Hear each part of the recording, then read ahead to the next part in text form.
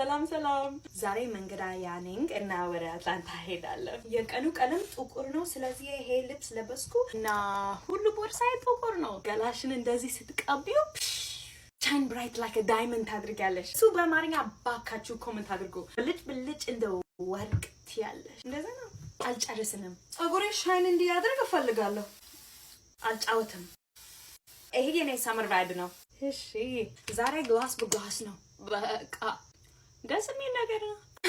እንደዚህ ሞይስቸራይዝ ስትሆኒ ለምን ፊትሽ ትቀቢያለሽ? ሌላ ነገር ላይክ ፊት ግሎ ያድርገ ነው እንዴ? ለሽታዋ ይሄ ኦረቤላ ባይ ቤላ ሀዲድ ብሉሚንግ ፋየር ይባላል። በጣም ወዳታለሁ።